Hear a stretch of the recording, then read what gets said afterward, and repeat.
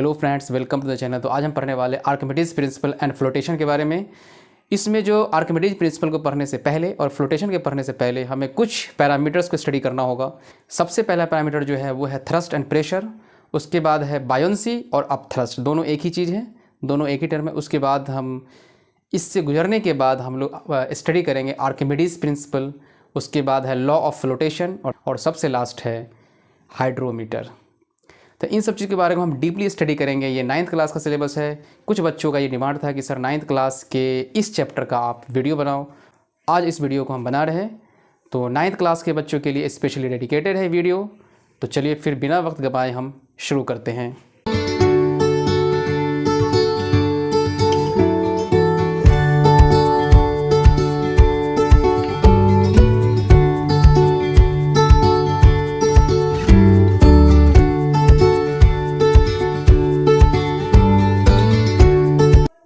तो सबसे पहला टर्म है थ्रस्ट एंड प्रेशर। तो थ्रस्ट क्या होता है? थ्रस्ट बेसिकली एक तरह का फोर्स है जो किसी भी ऑब्जेक्ट पे नॉर्मली अप्लाई होता है। Normally means perpendicularly. अगर कोई टेढ़ा मेढ़ा फोर्स लग रहा है तो उसको थ्रस्ट नहीं कहा जाएगा, क्योंकि फोर्स होता है एक वेक्टर क्वांटिटी होता है, ये किसी न किसी डिग्री पर इंक्लाइन हो सकता है। तो हम 9th क्लास में रिजोल्यूशन ऑफ वेक्टर नहीं पढ़ते हैं, हम डायरेक्ट वही फोर्स को अप्लाई करेंगे जो नॉर्मल होगा, किसी भी सरफेस पर या किसी ऑब्जेक्ट पर नॉर्मल होगा। जिस तरह से उदाहरण के लिए जैसे ये हमारा वाइट बोर्ड है, इस पर मैं फोर्स लगा रहा हूँ, इस तरह से मैं इसको इनवर्ड पुश कर रहा हूँ, यानी परपेंडिकुलरली पुश कर रहा हूँ। तो हमने इस पर थ्रस्ट अप्लाई किया, तो उतना ही मैग्नीट्यूड में बोर्ड भी हम पर थ्रस्ट अप्लाई करेगा, न्यूटन के थर्ड लॉ से। तो थ्रस्ट के बारे में बस इतना ही है कि थ्रस्ट वो फोर्स होता है जो किसी ऑब्जेक्ट पर या किसी सरफेस पर परपेंडिकुलर अप्लाई होता है। तो उस तरह के फोर्स को थ्रस्ट कहा जाता है। अगर थ्रस्ट समझ में आ गया है, जिस तरह से मैं कुछ फिगर बनाता हूँ, जैसे ये हमारा एक ऑब्जेक्ट है, इस पर अगर मैं फोर्स ऐसे परपेंडिकुलर अप्लाई कर रहा हूँ या फिर ऐसे परपेंडिकुलर अप्लाई कर रहा हूँ या फिर ऐसे परपेंडिकुलर अप्लाई कर रहा हूँ, फिर ऐसे, ये फोर्स अगर परपेंडिकुलरली अप्लाई हो रहा है तो इस तरह के फोर्स को थ्रस्ट कहा जाएगा। क्या कहा जाएगा? थ्रस्ट। अगर मैं इस तरह के फोर्स को मैं ऐसे लगा दिया तो इसको थ्रस्ट नहीं करेंगे। इसको थ्रस्ट कहने के लिए फिर हमको परपेंडिकुलर इसके कंपोनेंट को लेना पड़ेगा। तो ये एक्चुअली में 11th क्लास का सिलेबस है, जिसमें हम वेक्टर को रिजॉल्व करके हम परपेंडिकुलर कंपोनेंट को फाइंड आउट कर सकते हैं। लेकिन 9th क्लास के सिलेबस में हमको जो दिया हुआ रहेगा वो वैसा फोर्स दिया रहेगा जो सीधा परपेंडिकुलरली अप्लाई होता है। जैसे कि अगर हमें किसी कील को, नेल्स को अगर हमें वॉल में ठोकना है तो हम क्या करते हैं, उसको एकदम सीधा रखते हैं, इसको सीधा रखते हैं, फिर इस पर हम हैमर्स मारते हैं एकदम सीधा रख करके। अगर थोड़ा सा भी तिरछा हुआ तो वो अंदर नहीं जाएगा, वो या तो टेढ़ा हो जाएगा, नहीं तो वो अंदर जाएगा नहीं। अब प्रेशर क्या होता है? प्रेशर मीन्स होता है जस्ट एक इफेक्ट ऑफ फोर्स होता है। कौन सा फोर्स होता है? इफेक्ट ऑफ परपेंडिकुलर फोर्स, यानी कि इफेक्ट ऑफ थ्रस्ट को प्रेशर कहा जाता है। अगर इसको हम मैग्नीट्यूड वाइज डिफाइन करें तो प्रेशर होता है थ्रस्ट पर यूनिट एरिया, यानी कि वो फोर्स जो किसी ऑब्जेक्ट पर परपेंडिकुलर अप्लाई होता है और जिस सरफेस पर अप्लाई हो रहा उस सरफेस के एरिया से अगर हम डिवाइड कर दें तो हमको प्रेशर पता चलता है। तो आई होप आपको थ्रस्ट समझ में आ गया होगा, प्रेशर भी समझ में आ गया होगा। प्रेशर जस्ट जो होता है थ्रस्ट पर यूनिट एरिया होता है। तो प्रेशर इक्वल टू हम क्या लिख सकते हैं? प्रेशर इक्वल टू हो जाएगा, प्रेशर को मैं पी से डिनोट कर रहा हूँ, प्रेशर इक्वल टू क्या हो जाएगा? Thrust by area. इसका मतलब है कि एरिया को इंक्रीज किया जाए तो प्रेशर घटेगा, ठीक है, और एरिया को अगर डिक्रीज किया जाए तो प्रेशर बढ़ेगा, ठीक है।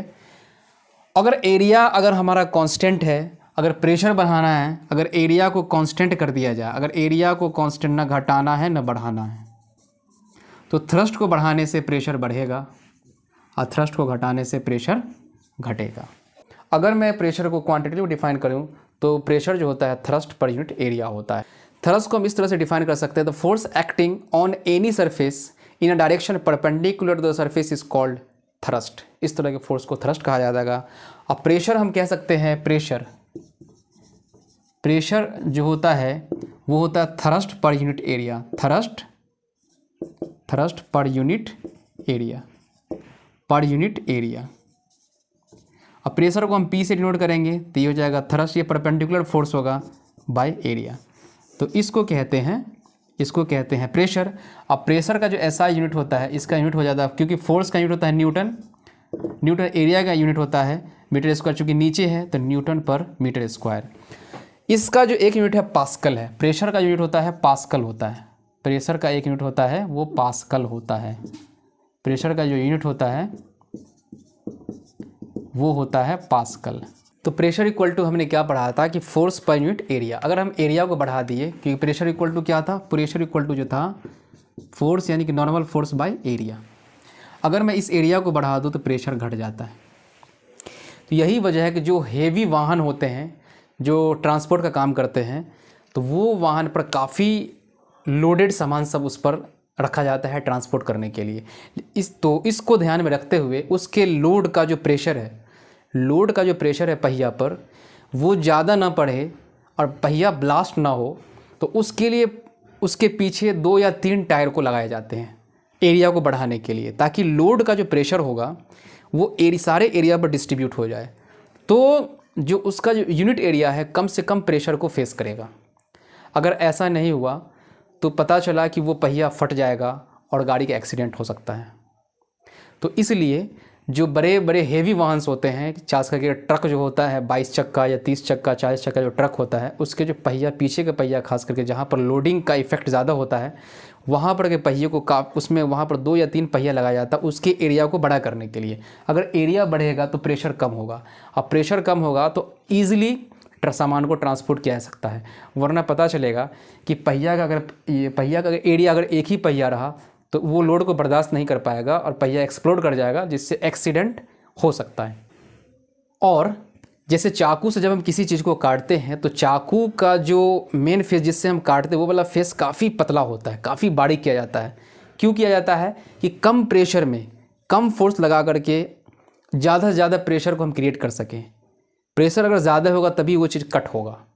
उसी सिमिलरली जब किसी नेल्स को, जो आयरन नेल्स हो, उसको दीवार में हैमर से ठोकना हो तो वो हम दूसरे साइड से ठोक नहीं सकते, उसका जो पॉइंटेड साइड होता है उससे ठोका जाता है, क्योंकि पॉइंटेड साइड का एरिया काफ़ी कम होता है। और कम एरिया में प्रेशर अगर थोड़ा सा भी फोर्स मारेंगे तो प्रेशर ज़्यादा क्रिएट होगा और ज़्यादा प्रेशर की वजह से वो अंदर धंस जाएगा। लेकिन इसके अपोजिट अगर हम पीछे वाले एरिया को ठोकना शुरू कर दें, क्योंकि उसका एरिया इस तरह से होता है, नेल का जो होता है, नेल का जो बनावट कुछ इस तरह से होता है, ये होता है। तो ये जो पॉइंटेड एरिया इस तरफ से हमेशा नेल को दीवार में, क्योंकि इसका एरिया देखो काफ़ी छोटा है, अगर एरिया छोटा होगा तो प्रेशर बढ़ जाएगा।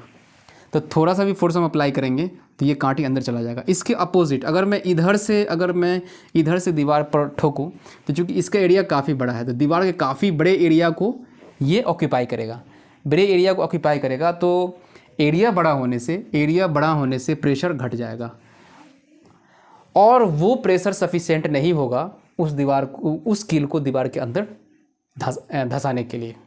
तो इसी वजह से यही सब का लॉजिक हो। जैसे रेगिस्तान के इलाके में वो सिर्फ जो ऊँट होता है, ऊँट वही दौड़ सकता है, दूसरा कोई भी जानवर दौड़ नहीं सकता। इसकी वजह ये है कि ऊँट काफ़ी लंबा भी होता है, थोड़ा सा हल्का, दूसरे जैसे हाथी वगैरह उससे काफ़ी हल्का भी होता है, लेकिन उसके पैर जो होते हैं वो काफ़ी चौड़े होते हैं, काफ़ी चौड़े, ताकि उसका जो ऊँट का जो अपना वेट है, उसका जो लोड है, यानी कि वेट जो उसका है, वेट का लोड, तो उसके जो बड़े पैर के एरिया में डिस्ट्रीब्यूट हो जाए। अगर डिस्ट्रीब्यूट होगा तो प्रेशर कम पड़ेगा, तो उसका पैर बालू में धंसने से बच जाएगा। तो इसलिए वो काफ़ी तेज़ दौड़ता है। लेकिन दूसरा जानवर का पैर काफ़ी छोटा होता है, उसके वेट के अकॉर्डिंग अगर वो जानवर दौड़ेगा तो चूँकि उसका लोड है और उसका पैर काफ़ी छोटा, तो प्रेशर ज़्यादा होगा और प्रेशर ज़्यादा होने से उसका पैर बालू में धंसने लगेगा। तो यही है प्रेशर का कमाल। तो प्रेशर को हम इंक्रीज़ या डिक्रीज़ कर सकते हैं एरिया को घटा या बढ़ा करके। अगर एरिया घट गया तो प्रेशर बढ़ेगा, अगर एरिया बढ़ गया तो प्रेशर घटेगा। तो ये इसके पीछे का लॉजिक यही है। अब सवाल उठता है कि ये लिक्विड, अगर मैं किसी ऑब्जेक्ट को इस लिक्विड में सिंक करूं तो ये ऑब्जेक्ट पर कितना प्रेशर एक्सर्ट करे, प्रेशर का मैग्नीट्यूड कैसे निकाला जाएगा उसको हम देखते हैं। मान लेते हैं कि कोई सर्कुलर शेप का कोई मेरा कुछ मटेरियल है, कुछ मैटर है, वो लकड़ी हो सकता है, वो कोई हमारा इस मेटल का प्लेट हो सकता है, कुछ भी हो सकता है। इसको हमने h डेप्थ तक डुबाया। अब मान लेते ये सर्कुलर शेप है, तो इस पर कितना पानी प्रेशर मारेगा, इस पर जो प्रेशर मारेगा इस कॉलम यानी कि यहाँ से लेकर के यहाँ तक, इस कॉलम में जो भी लिक्विड होगा वो इस पर प्रेशर मारेगा। मान लेते हैं कि इस कॉलम का जो एरिया है वो है ए, कितना है एरिया, उसका एरिया है ए, इसका हाइट है h। तो आप हमको ये बताओ तो इस वाले प्लेट पर लिक्विड का कितना मास, लिक्विड का कितना मास इस पर फोर्स लगाएगा, मास, क्योंकि फोर्स इक्वल टू होता है मास इनटू एक्सेलरेशन। तो यहाँ पर तो चूँकि ये डाउनवर्ड काम करेगा तो एक्सेलरेशन ड्यू टू ग्रेविटी काम करेगा। तो सबसे पहले हम इसका मास निकालें तो मास कितना हो जाएगा, तो मास हो जाएगा, अगर ये लिक्विड का डेंसिटी रो है तो मास हो जाता है, मास इक्वल टू हो जाता है rho V, rho V, rho V equal to होता है एरिया इंटू हाइट यानी कि h। अगर एरिया हमारा a है तो ये हो जाएगा रो ए एच। तो ये हो गया मास। तो ये जो लिक्विड का वेट कितना हो जाएगा, वेट मतलब कि इसका कितना प्रेशर एक्सर्ट करेगा अपने वेट से, तो जो परपेंडिकुलर फोर्स होगा तो मास ऑफ द लिक्विड यानी कि मास ऑफ लिक्विड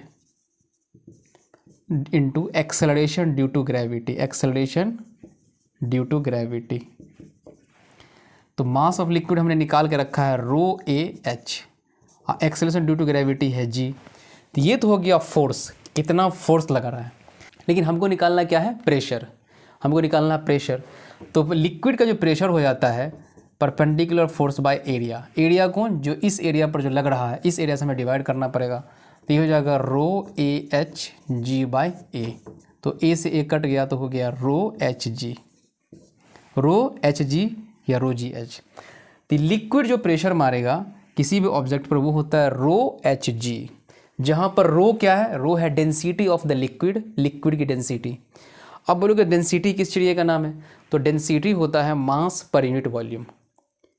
जैसे अगर मैं बात करूँ कि मैं इस शेप का कोई मैं लकड़ी लेता हूँ और इस शेप का मैं लोहा लेता हूँ, तो अगर पूछा जाएगा कि इसमें किसकी डेंसिटी ज़्यादा है, तो डेंसिटी लोहा की ज़्यादा होगी, क्योंकि इसका जो इंटरमॉलिक्यूलर अरेंजमेंट है वो काफ़ी कॉम्पैक्ट है, क्लोजली पैक्ड है, जबकि लकड़ी में ऐसा नहीं होता है।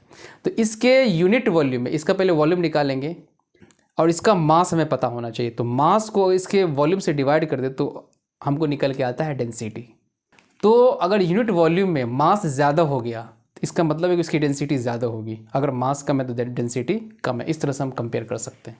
तो लोहा की डेंसिटी ज़्यादा होती है लकड़ी से, क्योंकि लोहा के यूनिट वॉल्यूम में मास ज़्यादा होता है लकड़ी से, ठीक है। तो ये हो जाएगा। तो प्रेशर, लिक्विड कितना प्रेशर मारेगा, रो एच जी। तो रो हो गया density of the liquid, H हो गया डेप्थ, कितने गहराई में है, क्योंकि डेप्थ के साथ प्रेशर बढ़ेगा। क्योंकि अगर मैं इस वाले प्लेट को मैं यहाँ पर ले आऊँ उठा के, इस वाले प्लेट को मैं यहाँ पर, इसका मतलब है कि इसका डेप्थ काफ़ी बढ़ चुका है। तो इस कॉलम का लिक्विड इस पर फोर्स एक्सर्ट करेगा, प्रेशर एक्सर्ट करेगा। तो डेप्थ के साथ साथ प्रेशर बढ़ता है, क्योंकि बहुत सारा लिक्विड उस पर प्रेशर मारेगा। प्रेशर जो होता है वो डायरेक्टली प्रोपोर्शनल टू डेप्थ होता है, डायरेक्टली प्रोपोर्शनल टू रो होता है डेंसिटी ऑफ द लिक्विड, और डायरेक्टली प्रोपोर्शनल होता है एक्सेलरेशन ड्यू टू ग्रेविटी। ये तीनों के डायरेक्टली प्रोपोर्शनल, क्योंकि तीनों में मल्टीप्लाई के साथ आया है, नीचे कुछ भी नहीं है, तो डायरेक्टली प्रोपोर्शनल है। तो डेप्थ बढ़ाएंगे तो प्रेशर बढ़ेगा।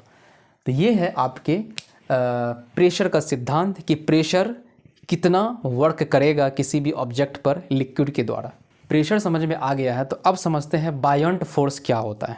बायोंट फोर्स क्या होता है, जैसे कि अगर हमारा कोई कंटेनर है, इसमें लिक्विड भरा हुआ है, और इसमें हमने एक क्यूबिकल ब्लॉक को इसमें इंसर्ट किया इस लिक्विड में। तो चूंकि क्यूबिक ब्लॉक के 6 फेस होते हैं, अपर फेस, लोअर फेस, ये साइड फेस हैं। तो साइड फेस जितने भी हैं सब क्या है, सेम हाइट पर हैं। देखिए सेम हाइट पर है। अगर मैं इसको ऐसे दिखाऊं, तो देखिए अगर ये लिक्विड में डूबा हुआ है तो इसके जो ये फेस हैं और ये फेस हैं, ये और ये दोनों के हाइट में कोई डिफरेंस नहीं है, सबके हाइट बिल्कुल सेम है, सेम हाइट पर हैं। लेकिन जो 2 फेस होते हैं उसके हाइट में डिफरेंस होता है, एक अपर फेस, एक लोअर फेस। ये हाइट कम है, ये हाइट लिक्विड में ज़्यादा है, तो इस पर ज़्यादा प्रेशर रहेगा। इसका मतलब है कि ये प्रेशर कम है, ये प्रेशर ज़्यादा है, यानी ये फोर्स कम है, ये फोर्स ज़्यादा है, तो ऑटोमेटिकली जो रिजल्टेंट फोर्स होगा वो ऊपर की तरफ ही होगा। क्योंकि रिजल्टेंट क्या होता है, अगर कम में से ज़्यादा में से अगर कम को घटाते हैं तो जो फोर्स का मैग्नीट्यूड आता है उसको बोलते हैं रिजल्टेंट फोर्स। तो रिजल्टेंट फोर्स का जो ओवरऑल इफेक्ट है वो ऊपर की तरफ है, तो यही वाला जो फोर्स है इसको बोलते हैं बायंट फोर्स। क्या बोलते हैं? Buoyant force. तो यहाँ पर देखिए ये सब फोर्स लगभग सेम हाइट पर है, अगर इधर और उधर से, लेकिन ये वाला फोर्स जो है ऊपर और नीचे, ये जो फोर्स है माने कि ये है F2 और ये है F1, और ये सब फोर्स लगभग सेम है, ये लगभग सेम है क्योंकि दोनों सेम है, क्योंकि सेम हाइट पर है। तो मान लेते इस हाइट का जो ये जो फेस है ये लिक्विड के H1 हाइट पर है और नीचे वाला फेस जो है लिक्विड के H2 हाइट पे है। तो इस पर जो फोर्स लगेगा डिफरेंट लगेगा। क्यों डिफरेंट लगेगा? क्योंकि प्रेशर डिफरेंट लगेगा। क्योंकि प्रेशर क्यों डिफरेंट लगेगा भाई? तो प्रेशर क्या होता है? ρgh। प्रेशर इक्वल टू होता है ρgh, क्योंकि इसके हाइट में डिफरेंस है। हाइट में डिफरेंस है तो प्रेशर अलग हुआ, तो प्रेशर अलग हुआ तो हमारा फोर्स भी अलग हो गया। ये फोर्स इक्वल टू क्या होता है? फोर्स इक्वल टू होता है pressure into area. Pressure into area, area तो खैर सेम है, प्रेशर अगर अलग अलग हो गया तो फोर्स भी अलग अलग हो जाएंगे। तो इसके फोर्स, चूँकि मैं यहाँ पर फोर्स, हमको बायंट फोर्स निकालने में मैं इंटरेस्टेड हूँ। फोर्स कितना लगेगा? अगर मैं इस फेस पर बात करूँ कि कितना फोर्स लगेगा, तो फोर्स F1 जो होगा अपर साइड यानी कि जो अपर फेस है, F1 इक्वल टू क्या हो जाएगा? मास इंटू एक्सेलरेशन। तो मास हमको देखना है इस वाले कॉलम का, यानी कि ये जो लिक्विड का कॉलम है, ये इतना जो इसमें लिक्विड है, ये वाला मास लिक्विड का इस पर प्रेशर एक्सर्ट करेगा, यानी कि फोर्स एक्सर्ट करेगा। तो हमको इस लिक्विड का मास लेना है। तो मास का हमने क्या बताया था? मास हो जाता है रो, डेंसिटी ऑफ द लिक्विड, और वॉल्यूम। इस वाले फेस पर अगर मैं फोर्स को देखूँ तो इस वाले फोर्स पर ये वाला लिक्विड का जो कॉलम है वो कितना फोर्स लगाएगा, तो इस वाले लिक्विड का हमें मास को पता करना होगा। तो मास कैसे निकलता है? मास निकलता है रो इंटू वॉल्यूम, और वॉल्यूम इक्वल टू होता है एरिया इंटू हाइट। है ना? तो रो हो गया डेंसिटी, और वॉल्यूम V के लिए हमको एरिया हमको इसका लेना पड़ेगा, क्योंकि इसी एरिया पर ये लिक्विड का हाइट इस पर वर्क कर रहा है। तो एरिया मान लेते इसका A है, इसका हाइट H1 है, तो हो जाएगा रो AH1। ये हो गया मास, ये मास निकल के आ गया क्योंकि ये वॉल्यूम के बराबर है। ये rho V into acceleration due to gravity यानी कि G। तो ये हो गया हमारा F1। चूँकि ये वाला फोर्स बिल्कुल बैलेंस है आगे, क्योंकि सेम हाइट पर है तो बिल्कुल सेम फोर्स काम करेगा, लेकिन नीचे वाले फोर्स पर हाइट की वजह से डिफरेंस आ जाता है। तो F2 इक्वल टू हो जाएगा, इस F2 पर कितना फोर्स लगेगा? ये इतना लिक्विड के कॉलम द्वारा ये नीचे में ये हमारा फोर्स काम करेगा। तो इस फोर्स का जो मैग्नीट्यूड होगा, मास ऑफ दिस, इतना लिक्विड है ना, पूरा लिक्विड का मास। तो पूरा लिक्विड का मास क्या होगा? रो। एरिया तो वही है, क्योंकि यही एरिया है जिस आमने सामने, तो इसका एरिया भी A होगा, लेकिन इसका हाइट H2 है, तो A into H2 acceleration due to gravity. ये हो गया फोर्स। लेकिन चूँकि ये सेम है, A भी सेम है, ये भी सेम है, G भी सेम है, तो डिफरेंस कहाँ पर आ गया? हाइट पर आ गया। इसका मतलब है कि ये वाला हाइट ज़्यादा है तो ये वाला फोर्स बड़ा होगा, यानी कि F2 ग्रेटर देन F1 है। तो इसका मतलब है कि F2 का मैग्नीट्यूड ज़्यादा है F1 से, तो कुछ ना कुछ हमें रिजल्टेंट मिलेगा, रिजल्टेंट फोर्स ऊपर के डायरेक्शन में मिलेगा, क्योंकि F2 जो लग रहा है वो ऐसे लग रहा है, F1 लग रहा है ऐसे। तो हमको जो रिजल्टेंट लगेगा, रिजल्टेंट फोर्स F रिजल्टेंट जो लगेगा वो है F2 माइनस F1। तो F2 का जो वैल्यू है वो है रो AH2G माइनस रो AH1G। तो इसमें जो रो AG हमारा कॉमन है, ये हो जाएगा H2 माइनस H1। इसको थोड़ा सा और रीअरेंज कर देते हैं, तो रो G AH2 माइनस H1। ये जो है AH2 माइनस H1 को हम कह सकते हैं वॉल्यूम ऑफ दिस ब्लॉक। अगर मैं इसको V मान लूँ, तो ये हो जाएगा हमारा F रिजल्टेंट का वैल्यू हो जाएगा, जो हो जाएगा वो हो जाएगा रो GV या रो VG, ये हो जाएगा।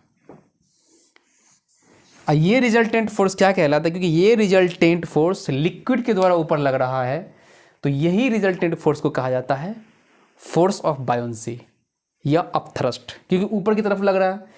तो ये कुदरत का नियम है कि लिक्विड हमेशा किसी भी ऑब्जेक्ट पर ऊपर की तरफ फोर्स को एक्सर्ट करता है। तो फोर्स का मैग्नीट्यूड क्या होता है, रो वी जी। रो मतलब density of the liquid, V होता है volume of the liquid that is displaced by that object. क्योंकि जब इस ऑब्जेक्ट को लिक्विड में हम इंसर्ट करेंगे तो ये लिक्विड को डिस्प्लेस करता हुआ अंदर जाएगा। तो कितना डिस्प्लेस करेगा, जितना कि इस वाले ब्लॉक का वॉल्यूम होगा उतना ही वॉल्यूम में वो लिक्विड को डिस्प्लेस करेगा। तो लिक्विड का जो वॉल्यूम होगा वही वॉल्यूम को डिस्प्लेस करेगा जो किसी ऑब्जेक्ट का वॉल्यूम होता है, चाहे जिस शेप में, चाहे सिलेंड्रिकल शेप हो, चाहे क्यूबाइड शेप हो या क्यूबिकल शेप हो, कोई भी शेप हो, तो उसका वॉल्यूम हमें अगर पता हो गया तो वो वॉल्यूम को हम डेंसिटी ऑफ द लिक्विड और मास एक्सेलरेशन ड्यू टू ग्रेविटी से मल्टीप्लाई कर देते हैं, तो हमको निकल के आता है अपथ्रस्ट फोर्स। तो अपथ्रस्ट का क्या हो जाएगा फार्मूला, अपथ्रस्ट का जो फार्मूला हो जाएगा, अपथ्रस्ट का फार्मूला क्या हो जाएगा, रो वी जी। तो इस चीज़ को हमें याद रखना है। अब किसी ऑब्जेक्ट को जब किसी लिक्विड में घुमाते हैं तो फोर्स ऑफ बायोंसी की वजह से, फोर्स ऑफ बायोंसी का ऊपर लगने की वजह से उसके वेट में एक एपरेंट कमी आ जाती है। वो एपरेंट कमी क्यों हो जाती है, क्योंकि वेट होता है mass into acceleration due to gravity. जैसे मास इंटू एक्सेलरेशन ड्यू, जैसे हमारा कोई ऑब्जेक्ट है, ये हमारा कंटेनर्स में ये लिक्विड भरा हुआ है, इस वाले ब्लॉक को इसमें हमने डुबा दिया। इसका मास मान लेते हैं m है, तो इसका वेट हो जाएगा mg। देखिए इस पर जो फोर्स काम करेगा ऊपर की तरफ, जिसको कहते हैं फोर्स ऑफ बायोंसी, जिसको FB हम कहेंगे। तो चूंकि इसका मास mg नीचे है और बायोंसी फोर्स ऊपर है FB, तो इसके वेट में जो कमी आई है वो FB के बराबर आई है। इसके फोर्स में जो कमी आई है वो FB के बराबर आई है। तो मास इंटू FB होता है एपरेंट वेट के बराबर होता है। एपरेंट वेट का मतलब क्या होता है, ऐसा हमें मालूम पड़ता है कि वेट इतना है। इसको हम डिमॉन्स्ट्रेशन के ज़रिए भी देख सकते हैं। अगर मैं इसको, जो हमारा स्प्रिंग जो सिस्टम है, अगर इसका जो वेट वेइंग जो मशीन होता है, उस वेइंग मशीन से हम इसको मेज़र कर सकते हैं। तो देखेंगे तो इसका जो एयर में वेट होगा वो वेट, और जो लिक्विड में जो वेट होगा वो दोनों में डिफरेंस आएगा, यानी कि एक कमी आएगा।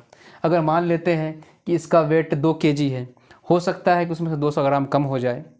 तो 200 ग्राम की जो कमी आई है वो बेसिकली वो फोर्स ऑफ बायोंसी की वजह से क्यों आई है, क्योंकि वेट हमेशा नीचे काम करता है लेकिन फोर्स ऑफ बायोंसी ऊपर की तरफ काम कर रहा है। तो जितना फोर्स ऑफ बायोंसी इस पर काम करेगा उतना ही मात्रा में उसके वेट में कमी आएगी, है ना। तो true weight minus force of buoyancy equal to होता है एपरेंट वेट। अब अगला टॉपिक जो हमारा मेन टॉपिक है वो है आर्किमिडीज प्रिंसिपल। आर्किमिडीज प्रिंसिपल का सबसे पहले स्टेटमेंट हमें पता होना चाहिए। ये स्टेटमेंट होता है कि जब किसी भी बॉडी को, किसी भी ऑब्जेक्ट को किसी लिक्विड में होली या पार्शियली, यानी कि कंप्लीटली या पार्शियली सिंक किया जाता है, तो उसके वेट में एक एपरेंट लॉस होता है। ये लॉस जो होता है उस ऑब्जेक्ट के द्वारा डिस्प्लेस्ड लिक्विड के वेट के बराबर होता है। तो चलो हम इसका स्टेटमेंट लिखते हैं। तो आर्किमिडीज प्रिंसिपल का जो स्टेटमेंट है, when an object is immersed in a fluid wholly और partially, then it suffers an apparent loss in its weight. This apparent loss in a weight is equal to the fluid displaced by it. जो हमने आपको पहले बता दिया है कि जब ये फ्लूइड की जो यूज हुआ है वो फ्लूइड में लिक्विड भी हो सकता है, वो गैस भी हो सकता है, क्योंकि जो चीज़ फ्लो करता है उसको फ्लूइड कहा जाता है। तो गैस भी फ्लो करता है, लिक्विड भी फ्लो करता है, इसलिए यहाँ पर फ्लूइड शब्द का इस्तेमाल हुआ है। इसका हम एक्सपेरिमेंट कर सकते हैं। जैसे कि हमारा एक ये लिक्विड है, यहाँ पर हमने एक पाइप लगा दिया, एक दूसरा कंटेनर है जो एम्प्टी है, ठीक है। यहाँ पर हम एक ब्लॉक को इस पानी में डालेंगे, तो ये ब्लॉक इस लिक्विड को डिस्प्लेस करेगा मतलब इस ब्लॉक का लेवल उठेगा, तो ये जो हमारा पाइप है इस पाइप से होकर के इसमें भरेगा, ठीक है। अब ये जो लिक्विड है, ये लिक्विड उठ करके इस पाइप होते हुए इसमें आ रहा है, तो जितना ये वॉल्यूम इसमें जाएगा उसी वॉल्यूम के अकॉर्डिंग ये लिक्विड डिस्प्लेस करेगा। उस लिक्विड को अगर हम मेज़र करेंगे तो वो जो डिस्प्लेस्ड लिक्विड है, ये डिस्प्लेस्ड लिक्विड का वेट जो है उसी वेट के बराबर इसके भार में कमी आएगी। ठीक है, तो इसको मेज़र करने का तरीका ऐसा है कि कैसे हम मेज़र करेंगे कि कितना लॉस हुआ इसके वेट में। तो इसके लॉस को मेज़र करने के लिए जो पानी डिस्प्लेस हो रहा है, डिस्प्लेस होकर के इस कंटेनर से एम्प्टी कंटेनर में आ रहा है, तो इस कंटेनर के वेट को हम मेज़र कर लेंगे। ये वेट जो होगा इस लिक्विड का जो वेट होगा, तो इसके भार में जो एपरेंट लॉस होगा उस लॉस के बराबर होगा, उस लॉस के बराबर होगा। तो एक तो तरीका ये है, और दूसरा तरीका था बायोंट फोर्स। बायोंट फोर्स के जरिए रो वी जी करके निकालने का। दो तरीके हैं इसको निकालने का।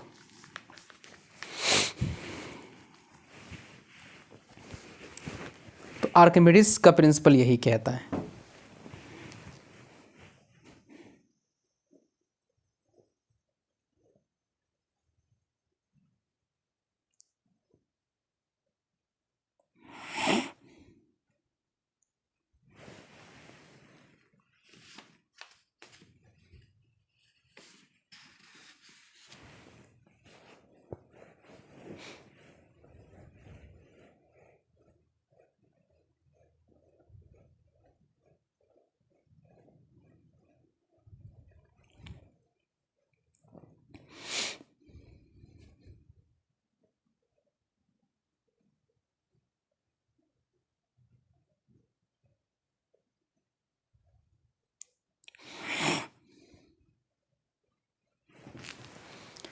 तो ये जो तरीका है इसका एपरेंट लॉस को निकालने का। Apparent loss means apparent loss कितना, एपरेंट लॉस का मतलब क्या होता है, वो लॉस जो होता है बायोंट फोर्स के बराबर होता है। तो बायोंट फोर्स को हम कैलकुलेट भी कर सकते हैं थ्योरेटिकली, ये एक्सपेरिमेंटली है। ये एक्सपेरिमेंटल वे में इस लॉस को देखा गया है। थ्योरेटिकल का मतलब क्या होता है, रो वी जी, जो एपरेंट लॉस होता है जो बायोंट फोर्स के बराबर होता है। अब बायोंट फोर्स का मैग्नीट्यूड होता है रो वी जी। तो बायोंट फोर्स को दो तरीके से निकाल सकते हैं, एक्सपेरिमेंटली इस तरह से कि हमने देखा डिस्प्लेस जो लिक्विड किया, डिस्प्लेस को लिक्विड को हम दूसरे कंटेनर में लेकर के उसको मेज़र कर लेंगे। मेज़र करने के बाद हमें पता चल जाएगा जितना इसका वेट होगा उतना ही वेट के बराबर इसके भार में कमी आएगी, उतना ही वेट के बराबर। एक तरीका हो गया थ्योरेटिकल अप्रोच जो हमने कैलकुलेशन किया था, उस कैलकुलेशन अगर इसका वॉल्यूम हमको पता चल गया तो इस वॉल्यूम से, क्योंकि डेंसिटी तो पता ही होगा, लेकिन अगर कोई इरेगुलर शेप है जिसका डेंसिटी निकालना मुश्किल है, जैसे कोई हमारा इरेगुलर शेप में कोई ऑब्जेक्ट हो गया, मतलब ये तो खैर क्यूबिकल का था, क्यूबिकल ऑब्जेक्ट का वॉल्यूम निकालना आसान है। लेकिन अगर कोई ऑब्जेक्ट हमारा अगर कोई ऑब्जेक्ट इरेगुलर शेप में है जिसका कोई फिक्स शेप नहीं है, तो हम उसको एक्सपेरिमेंट इस तरह से करेंगे। तो अगले क्लास में हम एप्लीकेशन ऑफ आर्किमिडीज प्रिंसिपल पढ़ेंगे। इसके दो एप्लीकेशन मेन हैं। एक एप्लीकेशन आर्किमिडीज प्रिंसिपल का ये होता है कि हम किसी भी शेप का वॉल्यूम निकाल सकते हैं। दूसरा एप्लीकेशन होता है किसी भी सॉलिड की हम रिलेटिव डेंसिटी को फाइंड आउट कर सकते हैं। उसके बाद हम लॉ ऑफ फ्लोटेशन को पढ़ेंगे कि कोई भी ऑब्जेक्ट लिक्विड पर कैसे तैरता है, इसका क्या रीज़न है, इसके पीछे क्या लॉजिक है, उस सारे लॉजिक को हम स्टडी करेंगे नेक्स्ट क्लास में। तो see you in the next video. Thanks for watching.